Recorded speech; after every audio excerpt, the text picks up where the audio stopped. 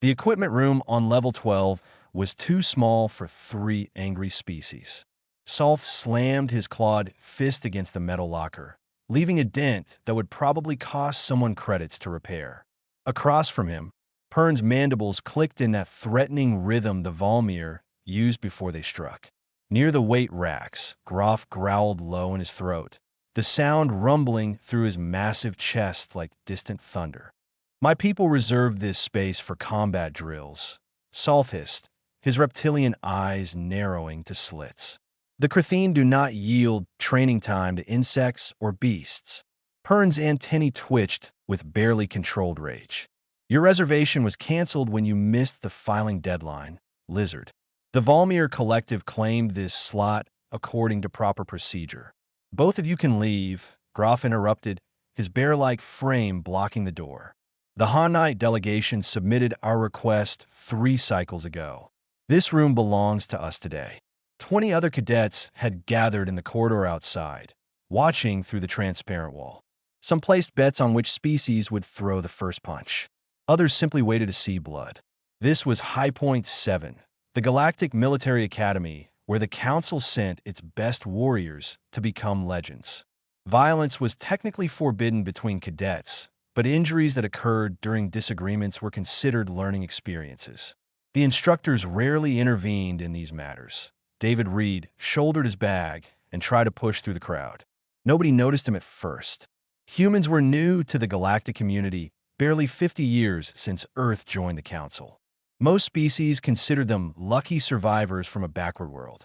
The Academy had not accepted a human cadet in over 2 centuries, and David knew exactly why. Earth's military history was viewed as primitive tribalism, nothing worthy of respect.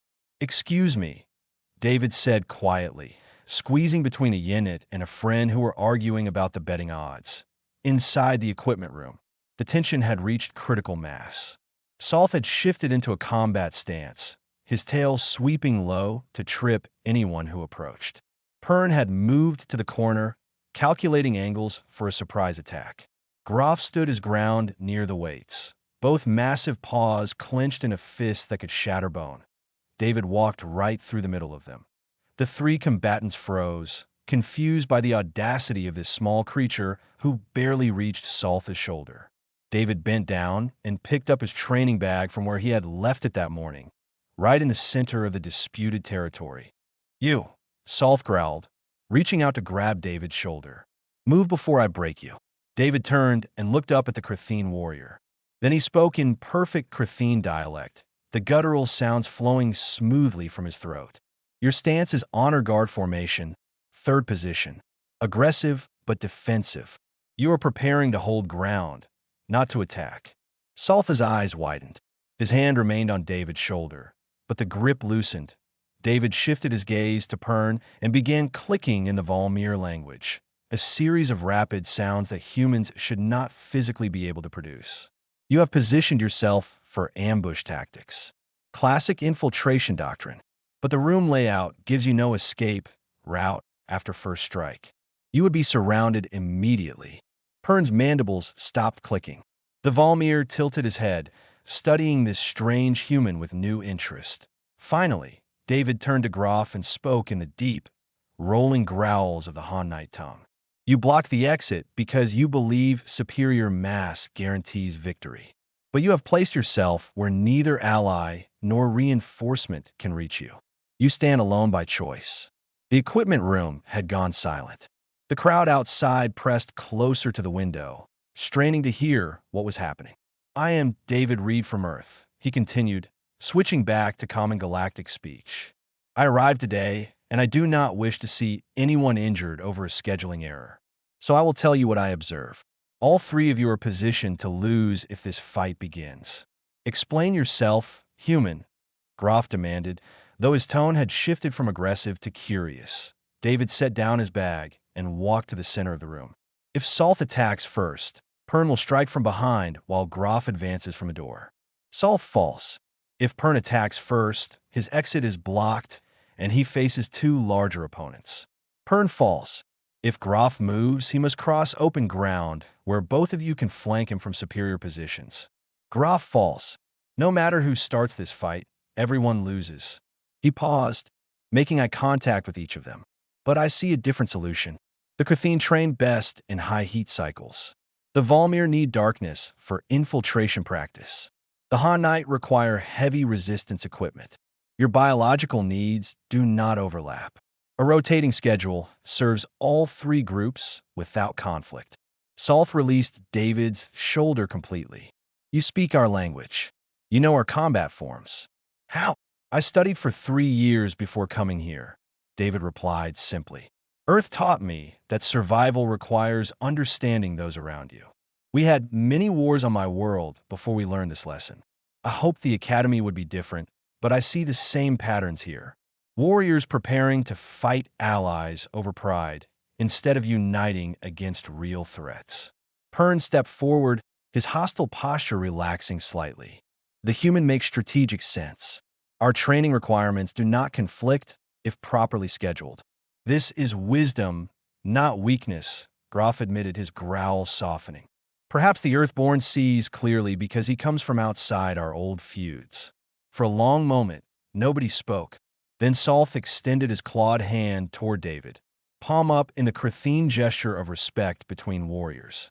You have studied our ways with honor. I withdraw my claim to this time slot. Pern clicked softly, a sound of agreement. The Volmir will coordinate with both parties for mutual benefit. Groff nodded, his massive head dipping in acknowledgement. The Han Knight accept this compromise. David picked up his bag again, slinging it over his shoulder. Then I will leave you to work out the details. I need to find my assigned quarters.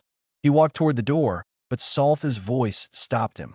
Reed of Earth, you avoided a fight with words and knowledge. This is not the way of most warriors here.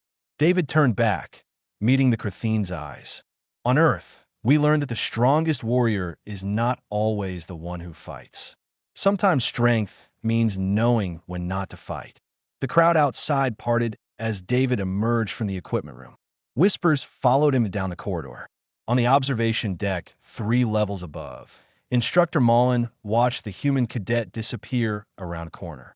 The legendary Vorten combat master had trained warriors for 40 years, but he had never seen a first-day cadet resolve a 3-way conflict without throwing a single punch. This human was different. Mullen suspected the Academy was about to learn something new about Earth's Deathworlders. The question was whether the other cadets would survive the lesson. Sleep did not come easily in the shared dormitory. David lay on his bunk, listening to the various breathing patterns of 24 different species. The unit in the next pod made bubbling sounds through their respiratory slits. Somewhere across the room, a friend's wings rustled against their sleeping harness. The sound of an alien world, except this was not a world at all.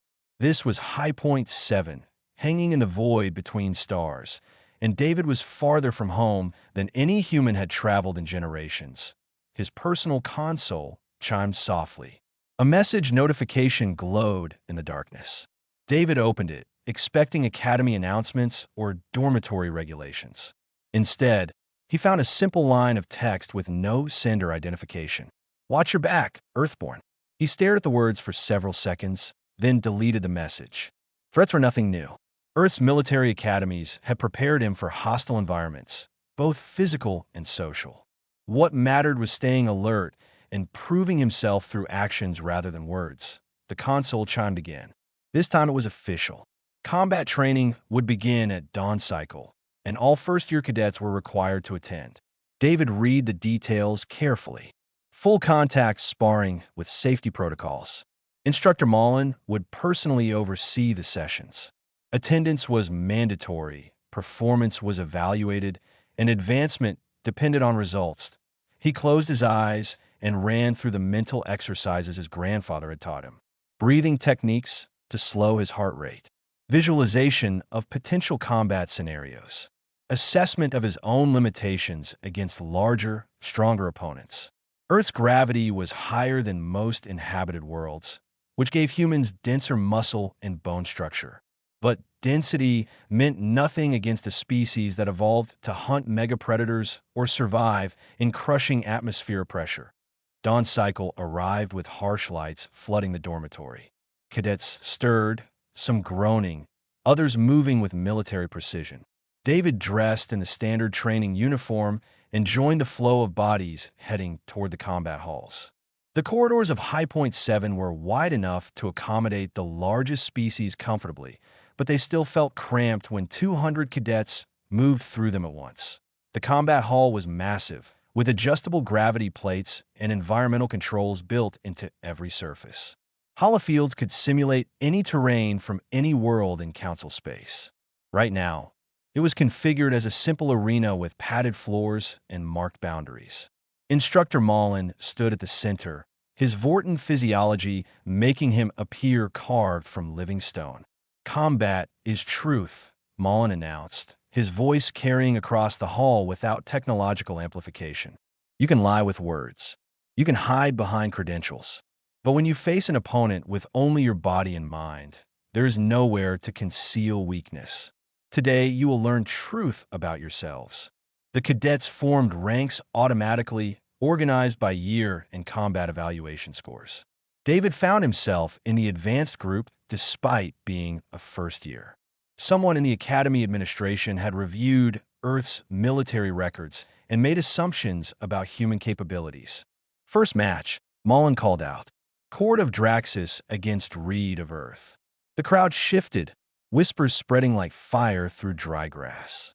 Court stepped forward, a fourth-year cadet whose scale body stood nearly 3 meters tall. Draxian warriors were legendary in the galactic community, bred for combat over thousands of generations. Court had never lost a first-day match in his 3 years at the Academy. David walked into the arena without hesitation. He was aware of the size difference, the experience gap, the betting that was certainly happening among the watching cadets. None of it mattered. What mattered was the space between them, the distance he needed to maintain, or close, depending on Court's attack pattern. "Standard rules apply," Mullen stated. "Match ends with submission, incapacitation, or ring out. Lethal force is forbidden. Medical teams are standing by. Begin." Court charged immediately, using his superior reach to launch a devastating overhead strike. David sidestepped, not wasting energy on a block. The Draxian's fist slammed into the mat where David had stood a heartbeat earlier. The impact left a visible dent in the padding. The second attack came faster, a sweeping kick designed to catch David's retreat. He ducked under it, still not counterattacking, just observing, learning. Court fought with the confidence of someone who had never met an opponent his strength could not overwhelm. Third exchange.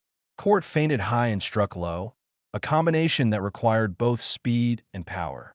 David absorbed the blow on his forearm, letting the impact slide past rather than meeting it directly. The force still sent him sliding backward, but he remained on his feet. "The human runs like prey," someone in the crowd shouted. Others laughed. Court pressed his advantage, launching a series of rapid strikes that pushed David toward the arena boundary. Each attack was powerful enough to break bones if it connected cleanly. David wove between them, his movements economical and precise. He was reading the rhythm now, seeing the pattern in Court's aggression. The Draxian overextended on a straight punch, committing too much forward momentum. David moved inside the reach, grabbed Court's extended arm, and used the larger fighter's own mass against him. It was a joint lock his instructors on Earth had drilled into him thousands of times. Apply pressure at the correct angle, and size became irrelevant. Court's eyes widened in surprise as his feet left the ground. David redirected the Draxian's momentum, and 3 meters of scale muscle crashed onto the mat with enough force to shake the floor. Before Court could recover, David had secured the lock, hyperextending the elbow joint just enough to make continued resistance painful. "Yield or break," David said quietly, speaking only for Court to hear. "Your choice." The silence in the combat hall was absolute. Every eye focused on the impossible scene before them. A human, barely 2 meters tall, holding a Draxian warrior in a submission lock that should not have been possible. Court struggled for 3 seconds, then tapped his free hand against the mat twice. The universal signal for surrender. David released the lock immediately and stood, offering his hand to help Court up. The Draxian stared at the extended hand, as if it were a weapon he did not recognize. Then, slowly, he accepted it and allowed David to assist him to his feet. How? Cord asked, his voice rough with confusion and wounded pride. On Earth, we learned to fight without weapons after our unification wars, David replied. When you cannot overpower an enemy, you must outthink them. You are stronger than me, faster than me, and more experienced than me. But you expected me to fight like you. I did not. Mullen stepped forward, his stone-like face unreadable. Analysis. David turned to address the instructor, aware that every cadet was listening. Court relies on superior physical attributes. His technique is sound for an opponent of similar size, but he has no experience against smaller fighters who use grappling arts. His attacks were powerful but predictable. Once I understood the pattern, I waited for overextension and exploited it. The instructor nodded slowly. And if Court had adapted mid-fight, then I would have lost, David admitted. I have no illusions about my limitations. But adaptation requires recognizing that your current approach is failing. Pride often prevents that recognition until it is too late. Court's scales flushed darker, a Draxian sign of shame. But David turned to him and spoke again. You are a skilled warrior. I won today because you had never faced this style of combat. Tomorrow, knowing what I can do, you would defeat me easily. That is not weakness. That is how all warriors improve. The tension in Court's posture eased slightly. He gave a small nod of acknowledgement. Mullen surveyed the assembled cadets. You have seen something today that challenges your assumptions. The question is whether you will learn from it or dismiss it as luck. Choose wisely. As the next pair of fighters entered the arena, David returned to the observation area. He could feel eyes tracking him, hear the whispered conversations. Some cadets looked at him with new respect, others with calculation, already planning how they would defeat the human when their turn came. But David noticed something else. Near the back of the hall, Saul stood with Pern and Groff. The three warriors who had almost fought yesterday were watching David with expressions he recognized. Not hostility, not dismissal, interest. The message on his console last night had warned him to watch his back. But as David caught Salth's eye and received a small nod of acknowledgement, he realized something important. Yes, he had made enemies today, but he might have also made allies. The real question was which would prove more dangerous in the days ahead. 3 days after defeating Court, David found himself assigned to a tactical simulation exercise. The notification came during evening meal, when most cadets gathered in the communal dining facility to consume nutrition appropriate to their biology. David ate synthetic protein designed for human metabolism while reviewing the assignment details on his console. Team formation was mandatory for all first-year cadets. 5-member units would face simulated combat scenarios designed by Academy AI. Success required coordination, strategy, and execution under pressure. Failure meant repeating the exercise until standards were met or washing out of the program entirely. David's assigned teammates made him pause. Salth the Krathine, Pern the Volmir, Ula, a Yinit whose aquatic biology made her uncomfortable in standard atmospheric conditions. Bix, a friend whose hollow bone structure meant physical combat was nearly impossible. None of them had requested to work with a human. This was administrative assignment, and David suspected someone wanted to see him fail. They met in Simulation Bay 7 the next morning. The bay was a hollow sphere 20 meters in diameter, equipped with holographic projectors that could recreate any environment. Right now, it displayed a simple briefing room where the 5 cadets stood in awkward silence. Saul spoke first, his tail swishing with agitation. The human leads this team because Academy administration finds it amusing. I say we establish proper hierarchy based on combat capability. Pern's antennae twitched in disagreement. Combat capability is not leadership. The Volmir collective values strategic thinking above individual strength. We should evaluate each member's contribution before deciding command structure. I cannot lead, Ula admitted, her voice bubbling through the translator unit on her environmental suit. My people are support specialists, not commanders. Vix rustled his wings nervously. I agree with Ula. I am here to learn, not to give orders.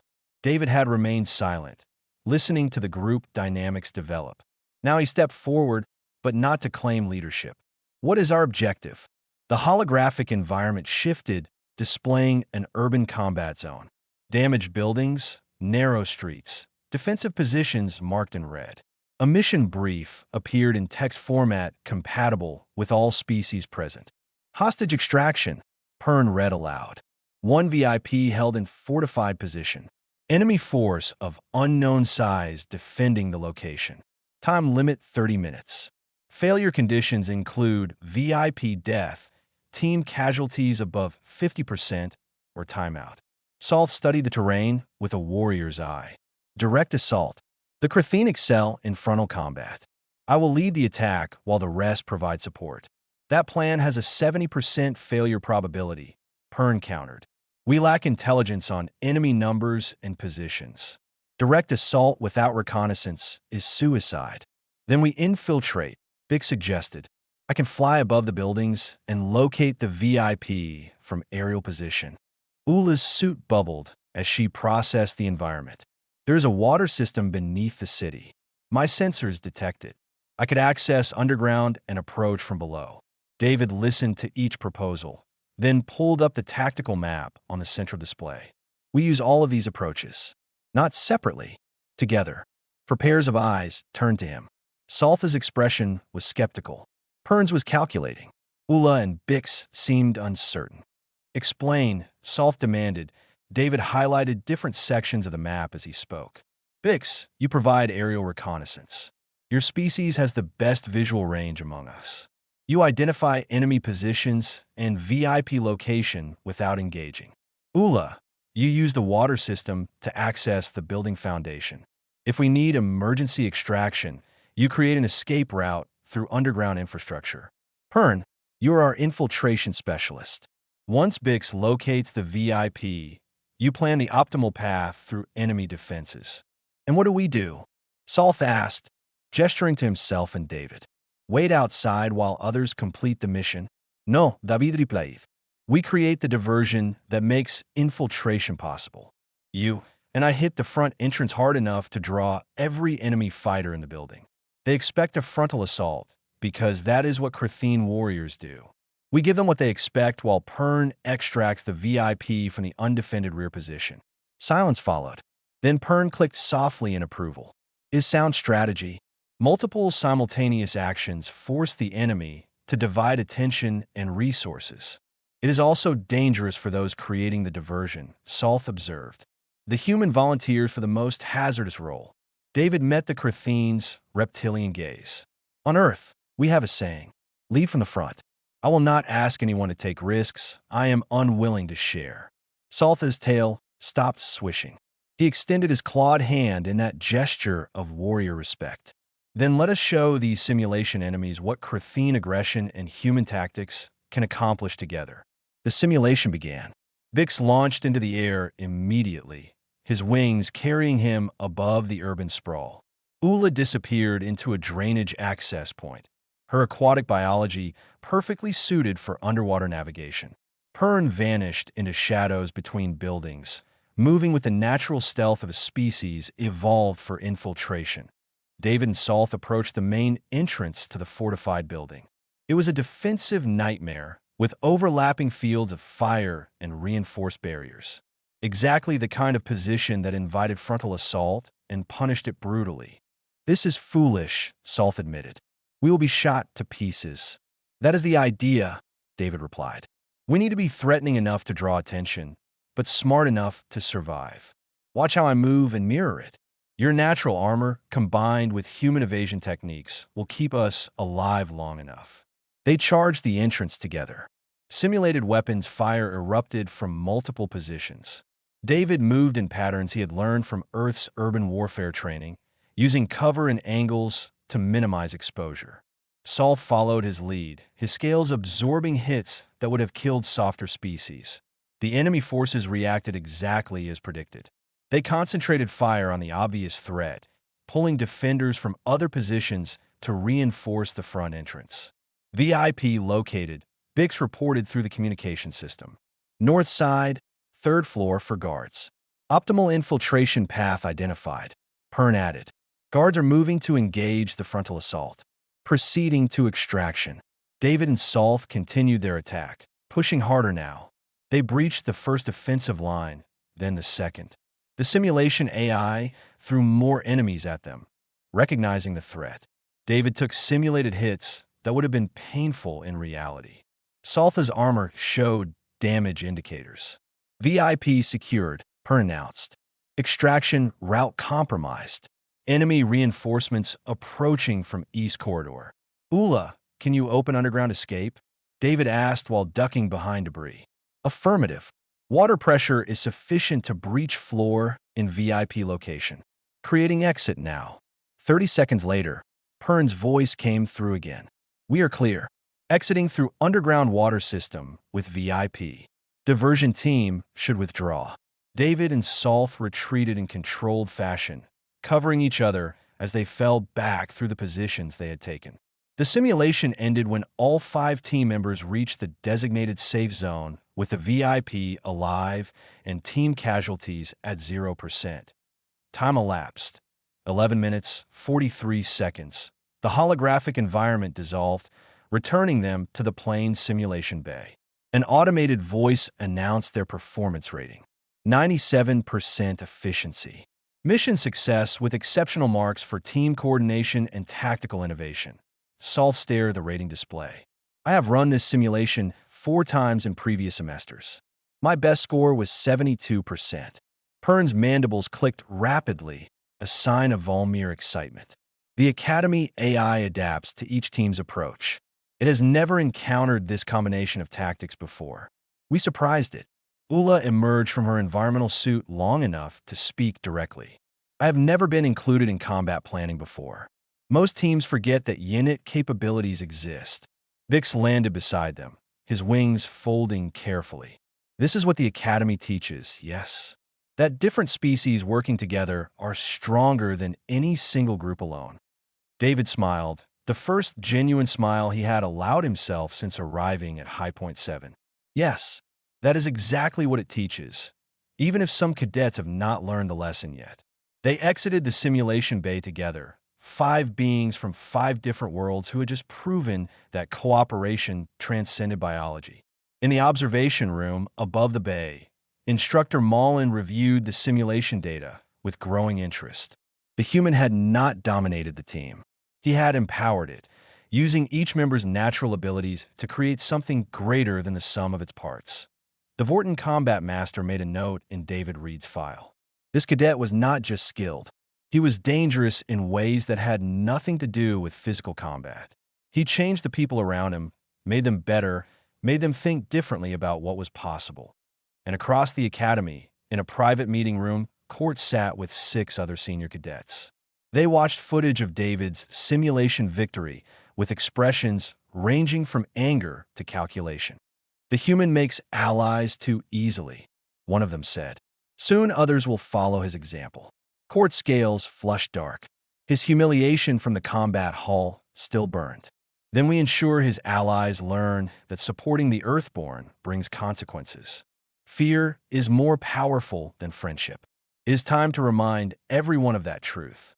The senior cadets began a plan, and David, walking through the corridors with his new teammates, remained unaware that his successes were painting targets on backs other than his own. Training Facility Delta 9 was empty when David arrived. He preferred it that way, using the quiet hours between scheduled sessions to practice forms and techniques without an audience. The facility had adjustable gravity and resistance fields, perfect for conditioning his body to handle opponents larger and stronger than himself. He was halfway through a grappling sequence when the door opened. Solth entered first, followed by Pern and Groff. The Hanite warrior had not been part of their simulation team, but David recognized him from the equipment room incident on his first day. We disturb your training, Solth said. Though he made no move to leave, David straightened, catching his breath. The facility is open to all cadets. You're not disturbing anything. Pern clicked softly, his antennae moving in patterns that David had learned indicated curiosity. We came with questions about how humans fight. Your victory against Court was analyzed throughout the Academy. Many do not understand your methods. Groff rumbled his agreement. The Han Knight value strength and honor in combat. But you defeated a superior opponent through technique we have never encountered. I wish to understand this. David grabbed a water container and took a long drink. His grandfather had taught him that teaching was the highest form of learning. By explaining his methods to others, he would understand them better himself. Sit, David invited, gesturing to the training mats. The three warriors settled in, looking absurdly large in the space. David remained standing, organizing his thoughts. On Earth, my world, we spent thousands of years fighting each other. Humans killed humans in every way imaginable, with rocks and spears, with swords and guns, with machines that could destroy entire cities. We were very good at war because we practiced constantly. He began pacing, using movement to help explain. But Earth has high gravity compared to most worlds. We evolved dense bones and strong muscles just to walk upright.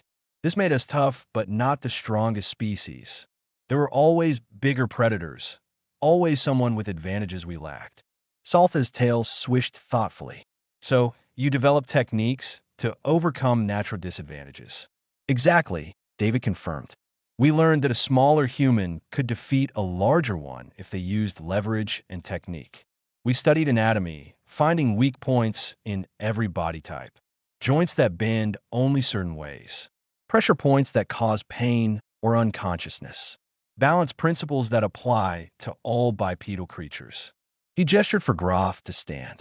The Han Knight rose, towering over David by nearly a full meter. May I demonstrate? Groff spread his arms in acceptance. I'm interested to see how you would approach someone of my size. David circled the larger warrior, studying his stance and structure. You have superior strength and reach. In a striking match, you win easily. So I do not strike. Instead, I close distance where your advantages become disadvantages. He moved suddenly, stepping inside Groff's reach and dropping low. His hands found the Han Knight's wrist and elbow simultaneously. Your arm is a lever. If I control the fulcrum and apply pressure at the correct angle, your own body weight works against you. David applied gentle pressure, demonstrating without actually throwing Groff. The Han Knight warrior felt his balance shift, understanding how easily he could be toppled if David followed through. Now I understand, Groff said, respect evident in his voice. You turn our strength into weakness. This is not cowardice. This is intelligence. David released the hold and stepped back. Every species has advantages and disadvantages. The Kratheen have natural armor and powerful strikes. The Volmir have speed and flexibility. The Han Knight have raw strength. Humans have adaptability. We learn from everyone we encounter. Pern's mandibles clicked rapidly. This is why you speak our languages and study our combat styles. You are collecting knowledge like the Volmir collect data. Yes, David admitted. But there is another reason. My grandfather fought in Earth's last major war before we unified as a single species. He told me that the greatest warriors are not those who defeat the most enemies. The greatest warriors are those who turn enemies into allies. Salth stood abruptly, his expression troubled. You speak wisdom that my people abandoned long ago. The Kratheen believe that strength demands respect through dominance. Does it work? David asked quietly. Does dominating others create lasting peace or just temporary submission until they grow strong enough to rebel?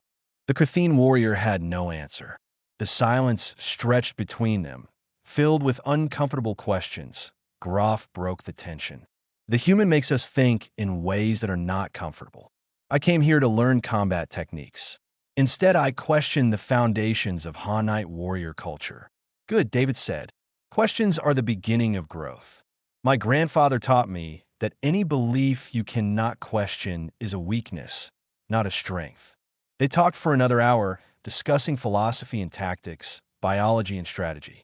David taught them some basic grappling techniques, adapting his explanations for their different physiologies.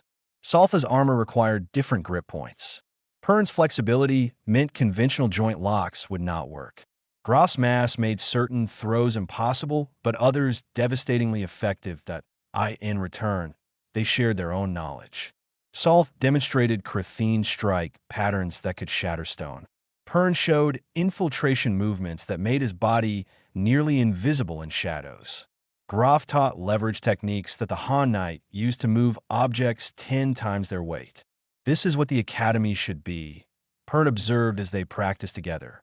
Species learning from each other instead of competing in isolation. David was about to respond when his combat harness alarm activated, a piercing sound that indicated system malfunction. He reached for the release, but the harness locked tight instead of opening. Gravity resistance engaged at maximum setting, crushing down with force equivalent to 3 times standard.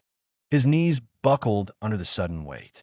The training facility's gravity was already set at Earth normal, which was higher than the others were comfortable with. Now it felt like someone had dropped a building on David's shoulders. David! Solth moved to help, but the resistance field around David's harness created a barrier that shocked the Kratheen warrior backward. Pern rushed to the control panel. The system is locked. I cannot override it remotely. Graf tried to reach David, his massive strength allowing him to push through the resistance field. But the energy feedback was too strong even for Han Knight endurance. He was forced back, growling in frustration. David dropped to one knee, then both. The pressure was enormous, compressing his spine and making each breath a struggle. This was not a simple malfunction. This was deliberate sabotage designed to injure or kill. Emergency shutdown, David gasped. Panel, northeast corner, manual override. Pern was already moving, his Volmir speed carrying him across the facility in heartbeats. He reached the emergency panel and initiated the override sequence. The resistance field collapsed, and David's harness released. He fell forward onto the mat. Gasping for air, Solth helped him sit up while Graf retrieved water. Who did this? The Kratheen demanded, his voice deadly calm that David's ribs ached, and he was fairly certain he had compressed several vertebrae. But nothing was broken. He had survived worse during Earth's military training, though not by much. Someone who wants me injured, David managed between breaths. Someone who knows enough about human physiology to calculate exactly how much pressure I could survive without permanent damage. Pern returned from the control panel, his antennae rigid with anger. The harness was modified to activate when you reached specific movement patterns. It was waiting for you to practice grappling techniques. This was planned. Graf's growl was continuous now, a sound of barely controlled rage. This violates Academy honor codes. We report this immediately. No, David said, though it cost him effort to speak. Reporting achieves nothing. Whoever did this covered their tracks. There will be no evidence, no witnesses, just my word against Academy records.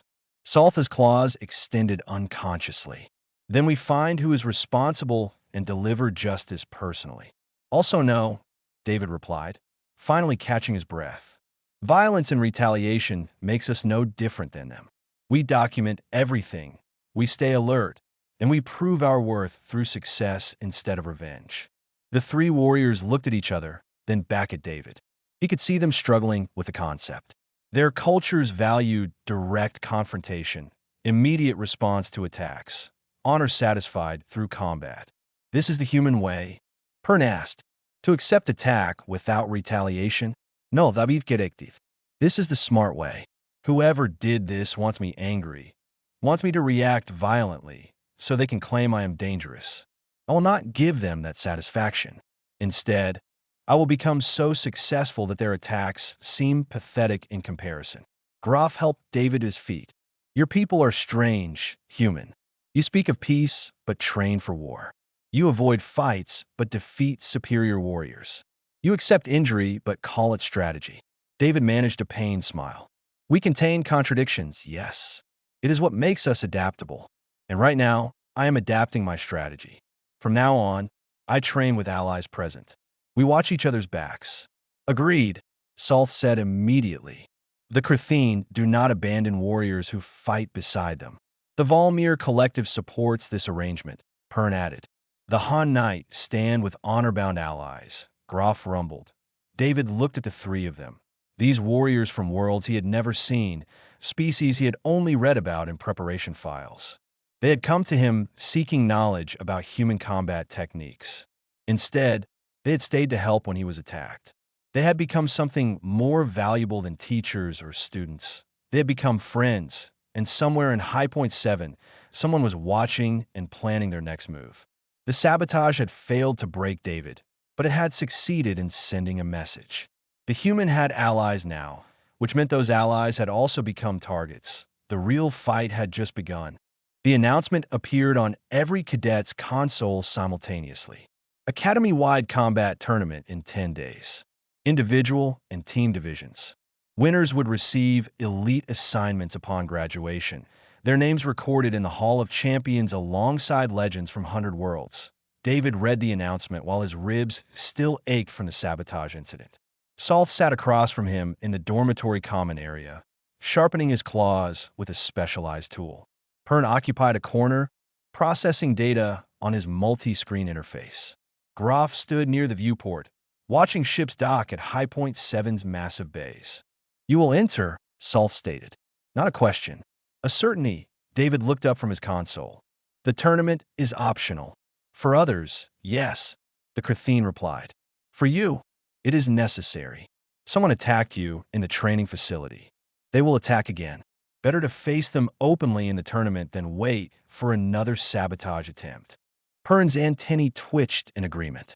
"The Volmir Collective has analyzed the situation. Your presence challenges established hierarchies. Senior cadets view you as a threat to their status. The tournament provides a sanctioned arena for conflict resolution. Or," Groff added from his position by the viewport, "you could withdraw, return to Earth, survive." David set down his console and met the Hanite's eyes. "Is that what you would do?" Groff's laugh was a deep rumble. "No, I would enter the tournament and crush anyone who dared challenge Hanite honor. But I'm not a small human far from home. I simply wanted to know if you possess the courage your tactics suggest." "Then I enter," David decided. "But not for pride or revenge. I enter to prove that humans belong in the galactic community, that we have earned our place. The other cadets will not care about your noble motivations," Solf warned. "They will simply try to break you." David smiled grimly. "Let them try." The days before the tournament were intense. David trained with his allies, learning and teaching in equal measure. Solf taught him how to strike through armor by finding gaps and weak points. Pern showed him Volmir nerve clusters that caused temporary paralysis when pressed correctly. Groff demonstrated how to use an opponent's momentum against them, techniques that scaled up even David's limited strength. In return, David shared everything he knew. Grappling techniques, joint manipulations, pressure point strikes, psychological tactics. He held nothing back because he understood a truth that many warriors forgot. Teaching others made you better, not weaker. When your allies improved, everyone succeeded. But the sabotage continued, not against David directly, but against those who associated with him. Solth's food was contaminated with a substance that made Kratheen violently ill. He recovered, but missed 2 days of training. Pern's communication device was hacked during an infiltration exercise, causing him to fail an important evaluation.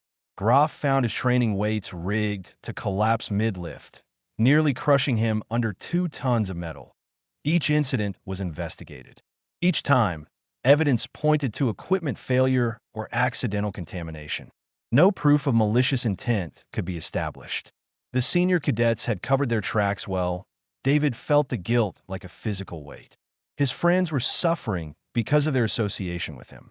He considered withdrawing from the tournament, removing the target from their backs. But Solf confronted him before he could act on the thought. "Do not," the Kratheen warned.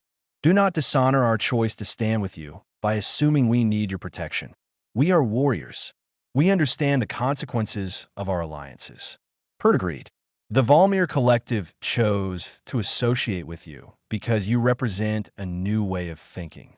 That choice has value regardless of temporary setbacks." Groff simply placed a massive paw on David's shoulder. "The Han Knight do not abandon pack members when hunted. We fight together or not at all.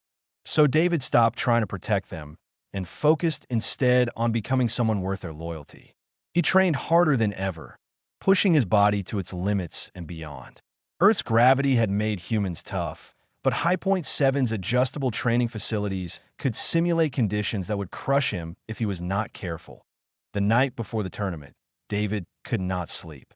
He stood at the dormitory viewport, watching stars that Earth's astronomers had mapped generations ago, but humans had never visited.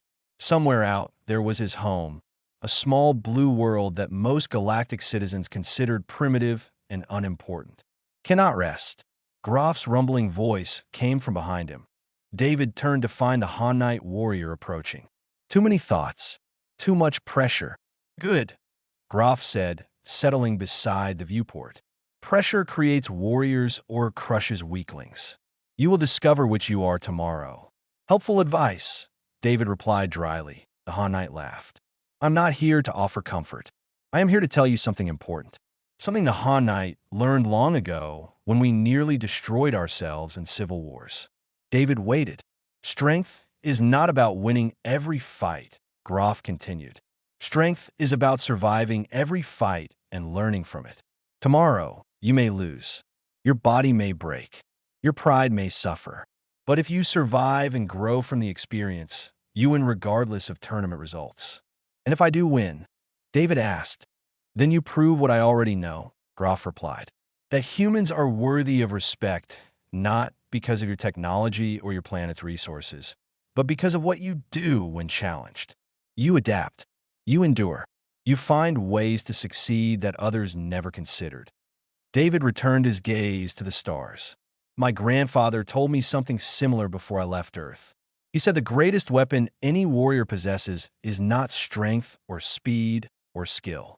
It is the willingness to continue fighting when every rational part of your brain tells you to quit. Your grandfather was wise, Groff rumbled. He will be proud of you. I hope so, David admitted. I hope all of this is worth it. The training, the sabotage, the fights. I hope Earth's reputation improves because of what happens here. It already has, Groff assured him. Before you arrived, cadets viewed humans as lucky primitives who stumbled into the galactic community. Now they see humans as warriors who deserve respect. That change is permanent, regardless of tomorrow's outcome. They stood together in silence, warrior and warrior, as different as two species could be yet united by something deeper than biology or culture. They were brothers in arms, and that bond transcended everything else. Tournament day arrived with harsh lights and louder alarms than usual. The entire academy assembled in the grand arena, a massive structure that could accommodate thousands of spectators. Holographic displays showed betting odds, fighter statistics, match schedules. David's name appeared in the individual combat division, and the odds against him were substantial. He stood with his allies in the preparation area. Solf performed ritual combat stretches. Pern reviewed tactical data on potential opponents. Groff simply waited, calm and centered. Other cadets gave them a wide berth, recognizing the group as unusually cohesive for mixed species. Then Cord appeared, flanked by his faction of senior cadets. The Draxian warrior looked directly at David, scales dark with determination. I requested you in my bracket, Cord announced without preamble. The tournament organizers agreed. We will face each other in the third round if we both advance. David met his gaze without flinching. Why?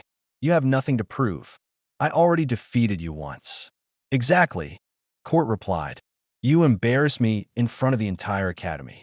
I have trained specifically to counter your techniques. This time, I will not underestimate you.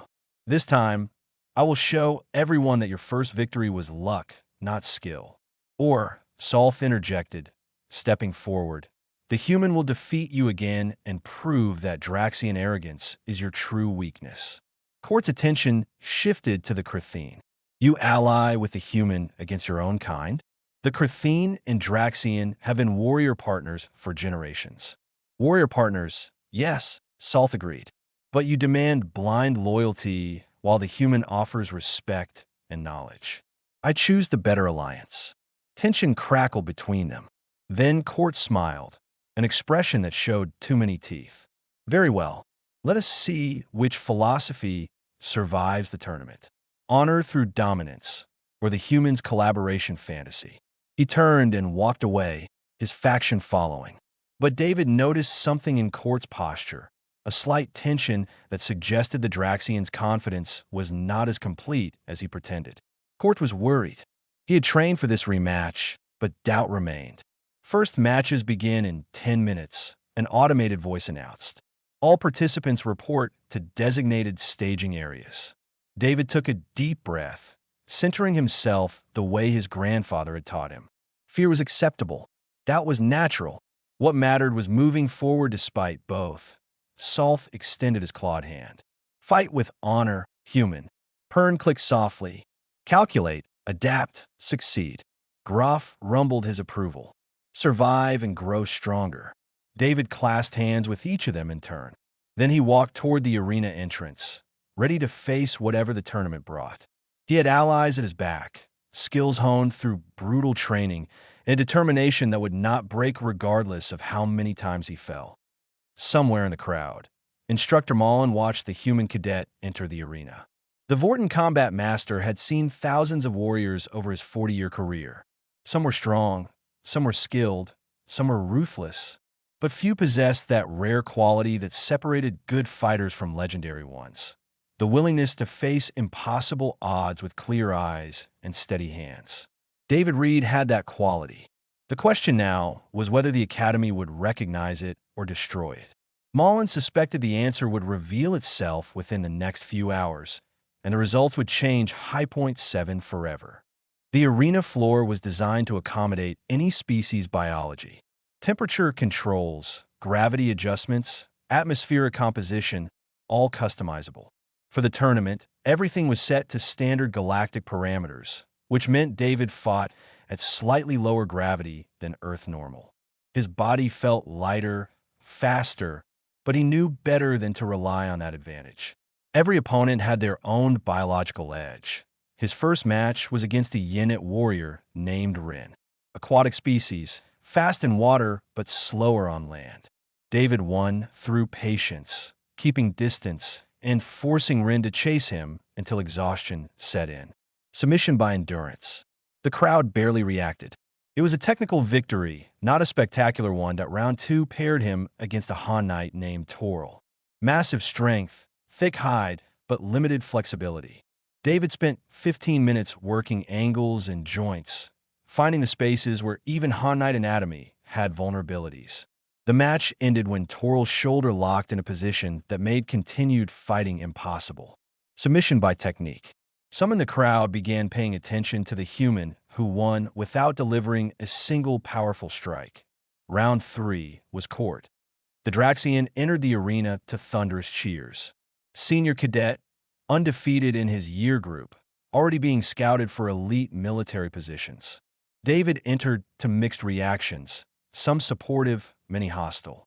The betting displays showed overwhelming odds favoring Court.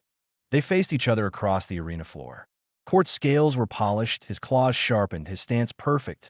He had spent every day since their first match preparing for this rematch.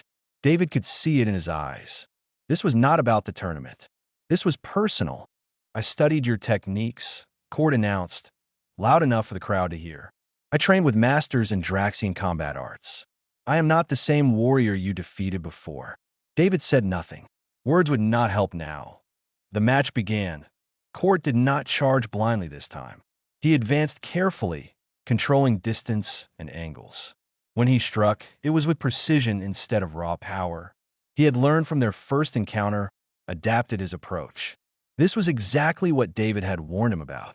A warrior who learned from defeat became exponentially more dangerous. David evaded the first combination, but barely. Court was faster than before, more controlled. The second exchange forced David to block instead of dodge, and the impact rattled his bones even through proper defensive form. The third sequence backed David toward the arena boundary. The crowd sensed blood. Cheers increased in volume. Court pressed harder, confidence building with each successful attack. David shifted tactics, going low for a leg takedown. Court sprawled perfectly, defending the technique with textbook execution. He had trained specifically for human grappling methods. They separated and circled. David's ribs ached from the earlier sabotage.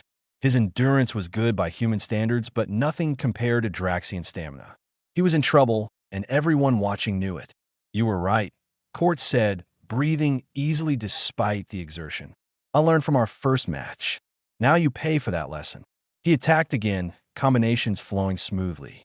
High strikes to draw guards up, then low kicks to sweep legs. David recognized the pattern too late, his human reflexes just slightly slower than Draxian speed. He went down hard, rolling to avoid follow-up strikes. Court pursued aggressively. David scrambled backward, abandoning technique for survival. This was bad. This was losing. The crowd roared approval as the Draxian warrior dominated the human who had embarrassed him. David's back hit the arena wall. Nowhere left to retreat. Court loomed over him, claws extended for a finishing strike that would force submission. In that moment, David saw his grandfather's face, heard the old man's voice from countless training sessions on Earth. When you have no good options remaining, create new ones. David did not try to block Court's strike. Instead, he lunged forward inside the attack, accepting a glancing blow to his shoulder in exchange for closing distance. His hands found Court's wrist and elbow simultaneously. But instead of trying the same joint lock that worked before, David twisted in the opposite direction, using Court's own defensive training against him. The Draxian had learned to counterclockwise rotations. David went counterclockwise. Court's body responded to training, committing to a defense that left him overextended in a new direction. David used that split second of imbalance to hook Court's ankle and drive his weight forward. They crashed to the arena floor together. David secured a hold that no Draxian master had ever taught Court to defend against, because no Draxian master knew humans would invert the technique. Court struggled, his superior strength pushing David to his absolute limits. "Yield," David gasped, cranking the hold tighter, "or I dislocate your shoulder. Your choice." Court's scales flushed dark with rage and pain. He thrashed harder, trying to power through the technique with raw strength. David felt his own muscles screaming in protest. He could not maintain this position much longer, but Court felt his shoulder beginning to separate, felt the joint reaching its anatomical limit. He had two choices: permanent injury or temporary defeat. His hand slapped the mat twice. The arena fell silent, then erupted into chaos. Half the crowd screamed in outrage. The other half cheered in amazement. On the betting displays, fortunes changed hands in seconds. And in the center of the arena floor, David released the hold immediately and offered his hand to help Court stand. The Draxian stared at that extended hand with an expression David could not decipher. Humiliation? Respect? Both. Finally, slowly, Court accepted the help and rose to his feet. "How?" he demanded. "I trained specifically to counter your techniques." "You did," David agreed. "You learned perfectly how to defend against everything I showed you before. So I showed you something new. That is what adaptation means. Always learning, always changing, never becoming predictable." Court's scales shifted through several colors as he processed this. Then, in a gesture that shocked every spectator, he raised David's arm in victory. The arena erupted again, but the tone had changed. This was not just a tournament match anymore. This was something unprecedented, that a senior Draxian warrior publicly acknowledging a first-year human cadet as an equal. David advanced through the next 2 rounds, though barely. His body accumulated damage with each fight. By the finals, he was bruised, exhausted, and facing a Vorten warrior who outweighed him by 100 kilograms. The match was brutal. David lost, but as he lay on the arena floor, too tired to stand immediately, something unexpected happened. The crowd began chanting his name, not in mockery, in respect. He had made it to the tournament finals as a first-year cadet, defeating opponents who should have crushed him easily. Instructor Mullen descended to the arena floor and helped David to his feet. The Vorten combat master spoke quietly, only for David to hear. "You lost this match, but won something more valuable. You changed minds, made cadets question assumptions they held since childhood. That is rarer than tournament victories. David managed a pained smile. Does it come with medical treatment? Mullen laughed, sound like grinding stones. Yes, and also with an invitation. I want you to join the Advanced Tactical Instructor Program. We need warriors who understand that strength comes in many forms. I'm only a first-year cadet, David protested. You are a warrior who defeated a senior Draxian twice, created the most effective mixed-species team in Academy history, and survived sabotage attempts that should have ended your career. Year classification is irrelevant. Capability is everything. In the stands, Solf, Pern, Groff, and dozens of other cadets cheered as David left the arena. Court stood with them, his scales showing colors of approval. The senior cadet who had tried to destroy David through sabotage and intimidation had become an unlikely ally through honest combat. 3 days after the tournament, David met with Galactic Council observers via holographic communication. They were impressed with his performance and offered him a position as cultural liaison between human and galactic military forces. Thank you, David replied, but I respectfully decline. I came to High Point 7 to learn, not to teach. I still have years of training ahead of me before I am qualified for such responsibilities. The council observers seemed surprised. Most cadets would have accepted immediately, eager for prestige and advancement. But David understood something they did not. Real growth required patience and continued learning. Accepting a position he was not ready for would be dishonest to himself and everyone who would depend on him. Then what do you want? They asked. I want to complete my academy training, David stated. I want to learn from every species represented here. I want to help create a military force that uses cooperation instead of domination as its foundation. That work takes time. The observers conferred briefly, then agreed. David would remain at the academy, but be given opportunities to participate in experimental programs focused on integrated multi-species tactical units. Months later, David stood in the same training facility where someone had sabotaged his equipment. But now he was not alone. Solf practiced Krathine combat forms on one side of the room. Pern worked on infiltration techniques in the shadows. Groff tested his strength against resistance fields. Ula studied underwater combat scenarios. Vix refined his aerial reconnaissance skills, and they were not the only ones. Dozens of cadets from a dozen species filled the facility, training together, learning from each other, building something new. The walls that had divided them were not gone, but they were lower, easier to cross. Court entered the facility and approached David. The Draxian carried data files on a portable device. I analyzed every match from the tournament, Court announced. Your techniques, my counters, the adaptations you made. I want to understand how human tactical thinking differs from Draxian approaches. David smiled.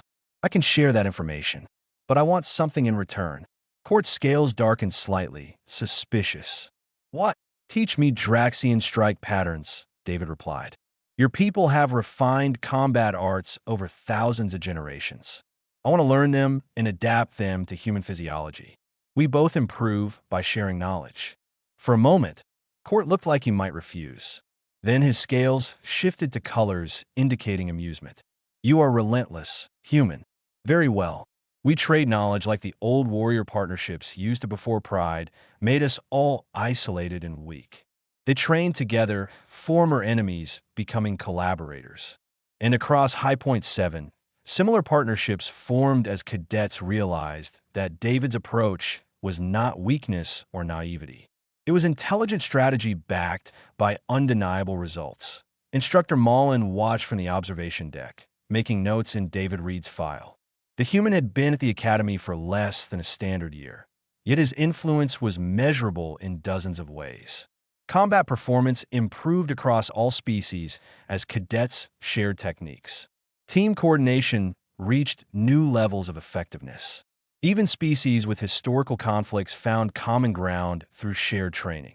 The Vorten Combat Master recorded his final evaluation.